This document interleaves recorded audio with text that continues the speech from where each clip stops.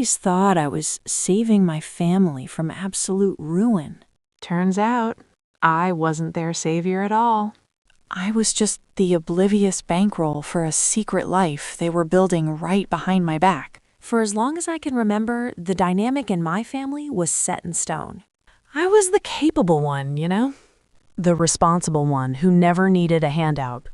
Then there was my younger sister, Clara. She was the fragile one, the dreamer who just couldn't seem to catch a break.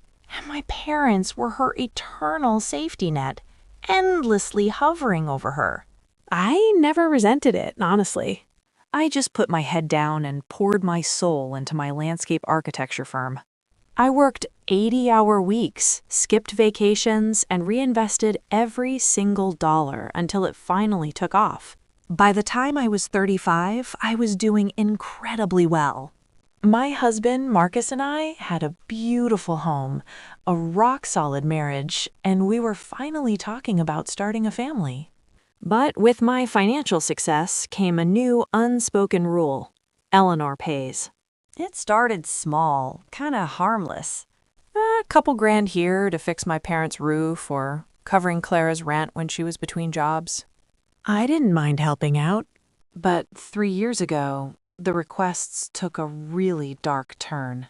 My mom called me in hysterics one Tuesday afternoon, sobbing so hard I could barely understand her.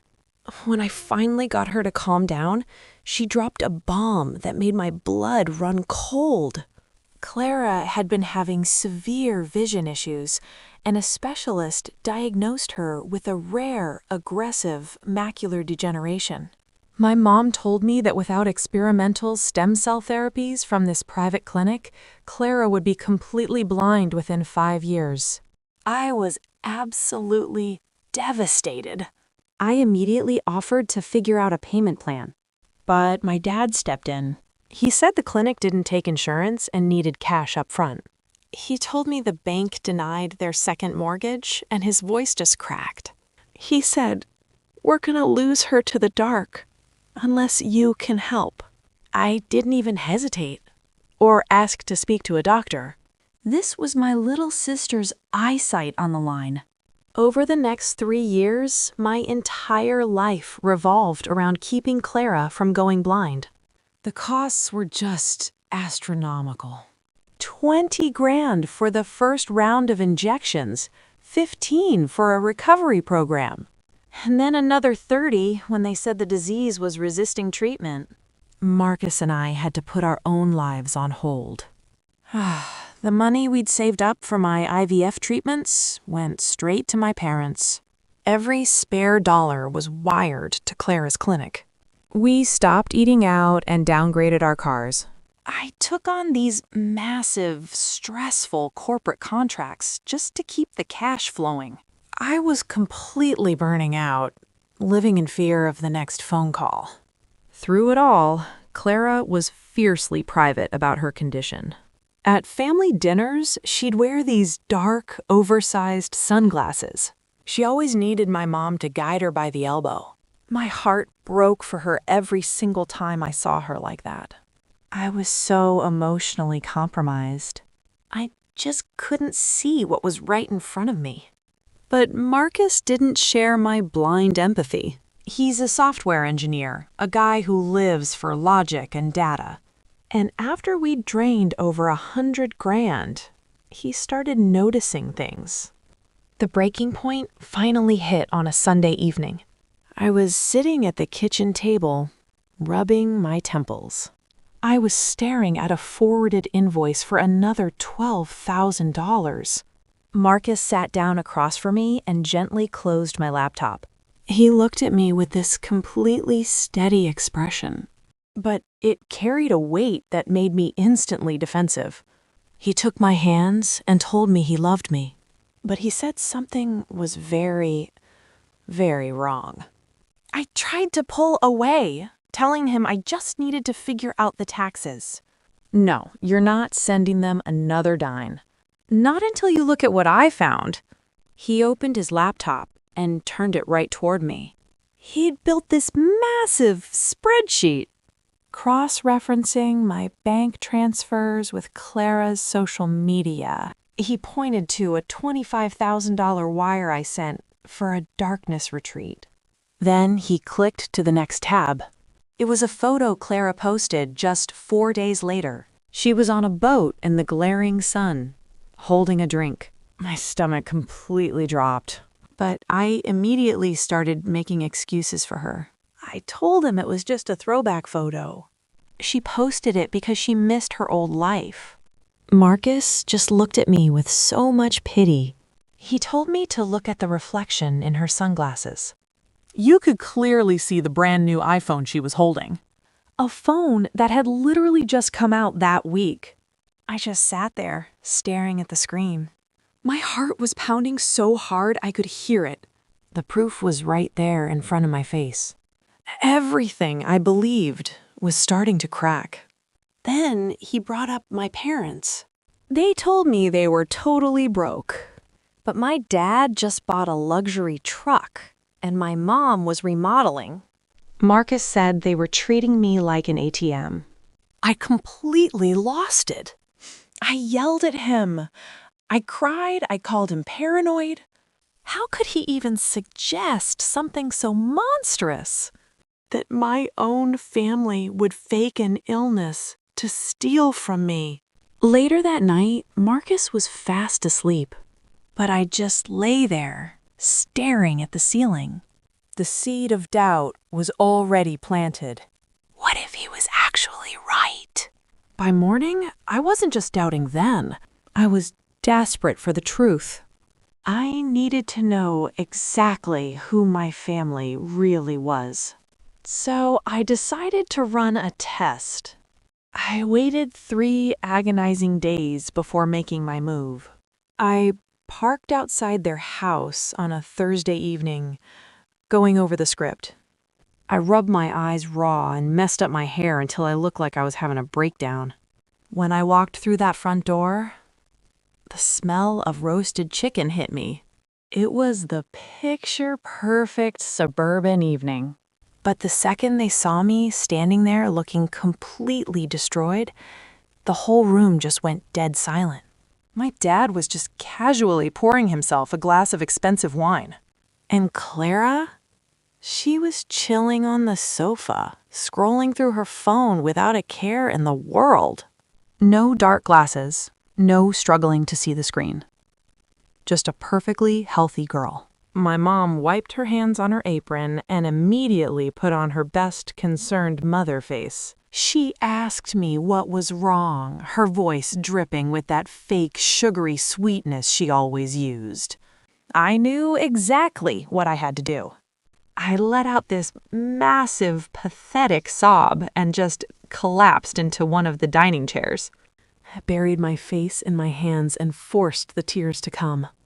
I told them everything was gone, that my business was completely wiped out.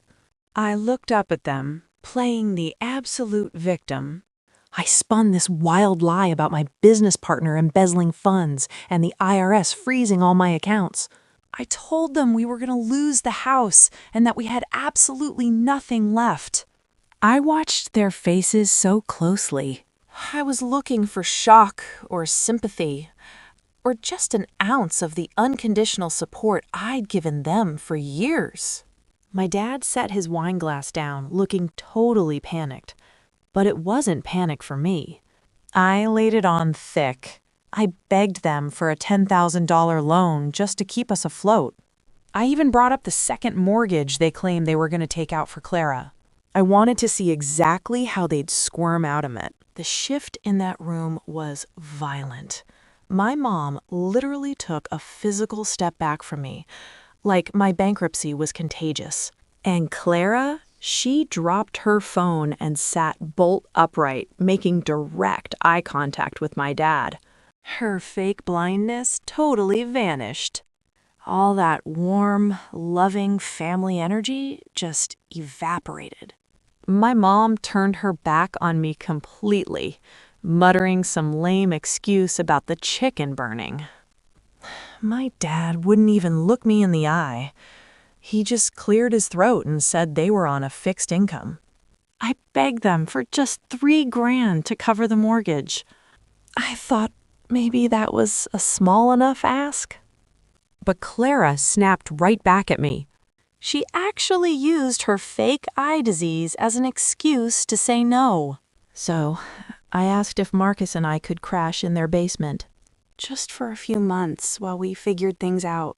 My mom spun around looking absolutely panicked. She looked me dead in the eye and lied about finding black mold down there. I knew the basement was fine, so I turned to Clara. She had a whole second bedroom in her apartment. She literally crossed her arms and shut me down. She said my stress would trigger her optic nerves. I just sat there in the silence of my childhood home, looking at the 3 people I'd bled myself dry for. They didn't offer a hug, a meal, or even a kind word. I wasn't a daughter or a sister anymore. I was just a broken ATM. I'd seen enough. I just told them I understood, and I stood up. I didn't wait for an apology or an explanation. I just turned around and walked right out the door. When I got home, Marcus was waiting for me. I didn't even have to say a word. I just collapsed into his arms and completely broke down. The weight of what they did finally hit me. I cried for the sister I thought I had. I cried for the parents who were supposed to love me. And I cried for the years Marcus and I sacrificed. All for a massive, cruel lie. But eventually, the tears stopped. The sadness just vanished, and this new feeling took over. A cold, hyper-focused, terrifying rage. The next morning, I got to work. I wasn't going to just walk away from this. I needed to know exactly where my money went. Every single cent of that $110,000. I started with the most obvious target. I still had an old spare key to my parents' house on my keychain. I knew their schedules perfectly. Tuesday morning, the house would be completely empty. I waited until Tuesday morning when I knew the house would be completely empty. I parked a couple streets over just to be safe. I was walking into my childhood home like a burglar. I still had an old spare key on my ring from years ago. I slipped through the back door, and the house was just dead silent. It felt like walking into a stranger's place. I headed straight for the basement, fully expecting to see the toxic black mold my mom lied about. But there was no mold. Not even a speck of dust. Just gleaming hardwood floors. The entire basement had been gutted and turned into this high-end secret executive office. It had a massive mahogany desk and dual monitors.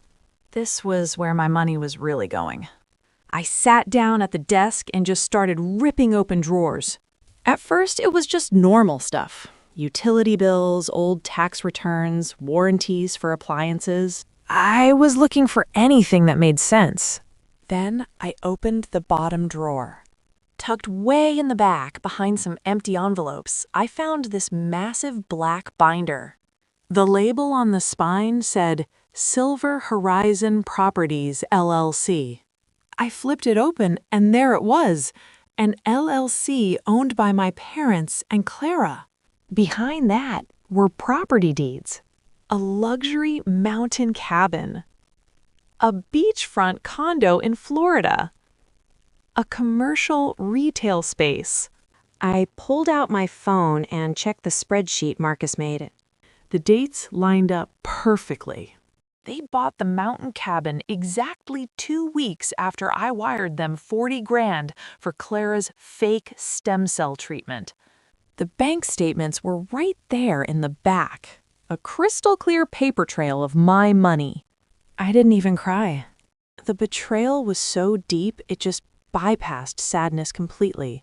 I just felt this terrifying clarity. I grabbed my phone and started taking pictures of every single page. Every deed. Every statement. every signature. I put the binder back exactly how I found it, wiped down the desk, and walked out. I put the binder back exactly where I found it. Every deed, every bank statement, safely tucked away in the dark. I couldn't afford to leave a single trace that I'd been there. I wiped down the desk, erasing my fingerprints. For the next 3 weeks, I played the long game. I ignored their calls, which honestly weren't that frequent anyway. Whenever my mom did text to ask how the bankruptcy was going, I played my part. I replied with short, desperate-sounding messages. I told her we were packing up the house and moving into a cheap motel. I let them think they had won. I let them think I was completely broken. It was the only way to get them all in one room. Finally, I sent a group text to my parents and Clara. I told them we were officially losing the house tomorrow. I asked for one last dinner before we left town. I even offered to pay. I said it would be my treat, with whatever was left of my credit limit. They agreed, though they sounded incredibly reluctant. They chose a cheap, rundown diner on the edge of town. They probably assumed I couldn't afford anything else. Plus, they definitely wanted to avoid being seen with me in public. When we walked in, they were already sitting in a booth.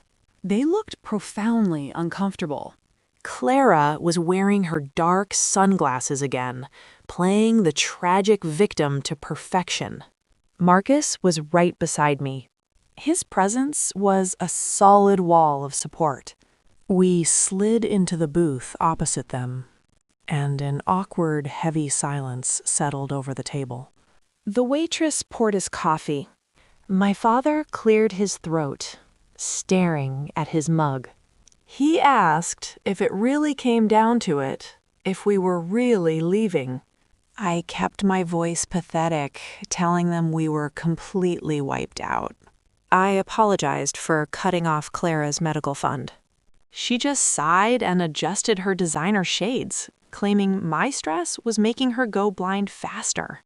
Marcus sat beside me, his jaw clenched tight. I whispered my sympathies, then reached into my bag. I pulled out a thick manila envelope and set it on the table. My mom gave a condescending smile, telling me not to waste money. That was the exact moment I dropped the act. The pathetic, crying sister was gone, and I just stared at them with absolute ice. I told Clara to open it. My voice was so cold, she actually flinched before reaching for the envelope. She opened the clasp and pulled out the stack of glossy photos I'd printed.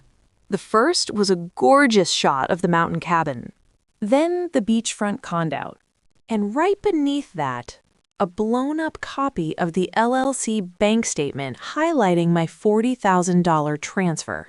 The reaction was instantaneous.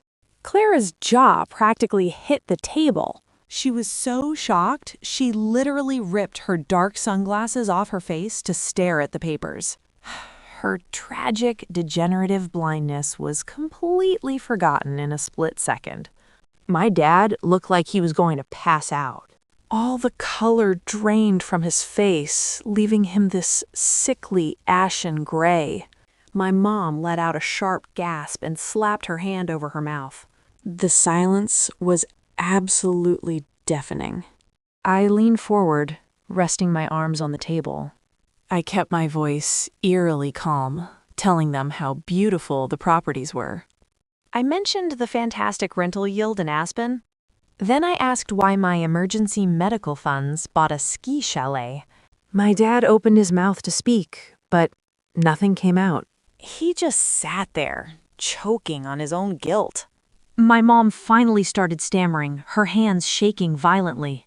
She tried to tell me I didn't understand, that they were going to explain. Marcus wasn't having any of it. His voice sliced through the air like a razor, cutting her off instantly. He told them not to insult my intelligence by trying to lie. He looked right at them and said, "We know everything." Clara looked terrified, shrinking back into the booth like a scared kid. But my mom? When she realized she was cornered, she went on the attack. The sweet mother routine vanished, replaced by this twisted, bitter rage. I just stared at the woman who gave birth to me. I didn't feel an ounce of love or connection. I was looking at a complete stranger. I told her, "So you invented a degenerative eye disease just to buy vacation homes for my sister." My dad actually tried to snap back at me, trying to grab back some pathetic kind of authority. He had the nerve to call it leveling the playing field. He said they were just redistributing my surplus so Clara wouldn't end up on the street. I let out this harsh, bitter laugh that actually made them jump. Redistributed. I told him that's a very corporate word for wire fraud. The blood completely drained from his face when I said that. I reached into my bag and pulled out a formal legal document. Marcus's corporate attorney had drafted it up for us. I laid it right there on the sticky diner table. It was time to give them a reality check. I looked them dead in the eye and told them my business was doing just fine. The bankruptcy was a test, and they failed it in the most disgusting way possible.